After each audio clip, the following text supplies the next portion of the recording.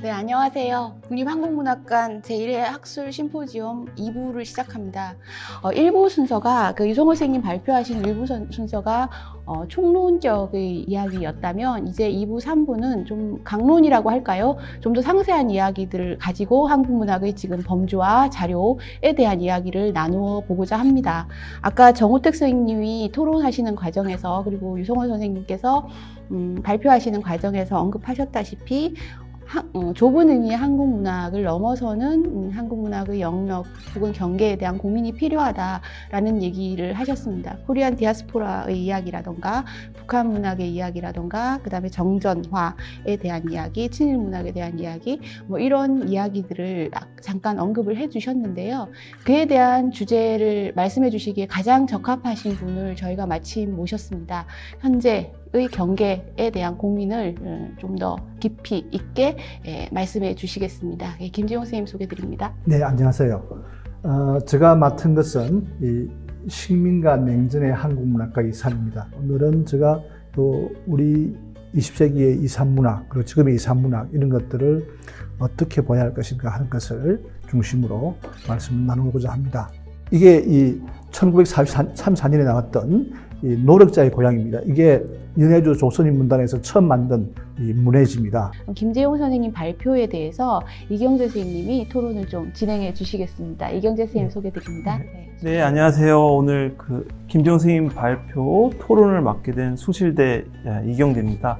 이사콥스키와 푸시킨의 시를 번역한 것과 달리 이렇게 다양한 소련의 시를 번역한 전동혁의 번역 행위가 선진과 후진의 인식들에 바탕한 번역인 이유를 듣고 싶습니다. 그러니까 좀 더 구체하자면 전동혁이 번역한 시인들의 어떤 시적 경향이 과연 백석이 번역한 시인들의 시적 경향과 얼마나 다른 것인지에 대해 묻고 싶은 것이기도 합니다. 안녕하세요. 권명아입니다. 저는 오늘 문학관, 문학공간 인터페이스는 발명할 수 있을까? 라는 주제로 말씀드리려고 합니다. 아래와 같은 목차를 중심으로 발표를 하려고 합니다. 첫 번째 파트에서는 이것을 희망이라고는 말하지 말자. 두 번째는 국립한국문학관 건립 전후의 상황에 대한 재검토와 국립한국문학관을 중심으로 한 지역문학관 연결체에 대한 선행 논의를 살펴보고, 네 번째로는 국가와 시장 제도를 움켜쥔 한국문학의 위기란 무엇인가에 대해서 말씀드리겠습니다. 예, 안녕하십니까. 한국교통대학교 권은 교수입니다. 혹시 선생님이 생각하시는 어떤 해결책이라든지 해결책까지는 아니더라도 그것을 하기 위한 어떤 노력이 필요한지 거기에 대한 선생님의 의견을 듣고 싶습니다. 네, 안녕하세요. 권은 선생님이 해주신 토론을 토대로 좀 몇 가지 간단하게 말씀드리고 싶습니다.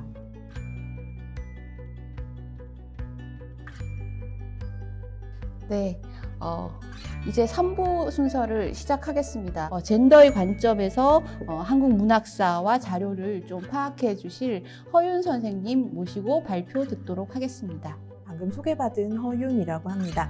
저는 오늘 문화론적 전회에서 페미니즘적 전회로라고 하는 제목으로 발표를 진행하게 될 텐데요. 사실은 그동안 2015년 이후에 한국 문학장을 둘러싸고 가장 큰 변화를 보였던 지점이기도 해서 여러분들이 많이 아마 관심을 갖고 계신 분들이나 익숙하신 분들도 많을 거라고 생각이 됩니다. 그래서 연결해서 저는 어떻게 변화해 왔는가라고 하는 한국의 젠더 문화사적인 관점을 좀 짚어보는 것으로 발표를 진행하도록 하겠습니다. 처음으로 당연히 얘기해야 할 것은 이제 2015년 즈음으로 하여서 대두된 페미니즘 리부트 현상과 더불어서, 그래서 그동안 그렇다면 어떻게 해서 한국 문학이 여성 문학 혹은 페미니즘적 시각을 도입해 왔는가라고 하는 지점을 살펴볼 건데요.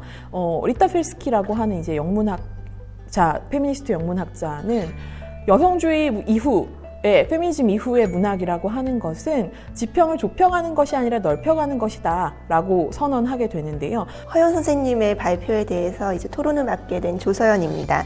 네, 허연 선생님의 발표문을 제가 미리 받고 한 줄 한 줄 좀 뜯으면서 토론문을 준비를 했었는데요. 네, 허연 선생님의 발표는 최근 페미니즘의 대중화를 기점으로 강력하고도 뚜렷하게 나타났던 문학사적인 전회를 종합적으로 진단하면서 이제 새로이 나타난 텍스트들의 의미를 구체적으로 짚고 또 앞으로의 전망도 제시하고 있는 발표라고 생각됩니다. 네, 안녕하세요. 이용입니다. 이 국립문학관이라고 하는 중심이 예전에는 문학 사안에 예편되지 못했던 또는 문학이라고 하는 경계 바깥에 있는 것으로 치부했던 이 장르 문학 또는 상업적인 문학들에 대한 연구들을 어떻게 접근할 수 있을지 또 어떤 방법론으로 바라볼 수 있을지에 대해서 그리고 현행 아카데미에서 전개되고 있는 연구들이 가지고 있는 문제점, 연구 가능성과 불가능성 등에 대한 이야기들을 종합적으로 발제하려고 합니다. 그래서 목차는 첫 번째로는 웹소설 연구의 가능, 불가능성, 두 번째로는 장르문학 형성의 핵심, 도서 대여점, 그리고 세 번째로는 재현, 장르문학의 느린 연구라는 파트로 진행하도록 하겠습니다. 코로나 시대의 더 새롭고 재미있는 심포지움과 행사를 위해서 저희가 좀 더 이렇게 발랄한 고민을 해보도록 하겠습니다. 감사합니다.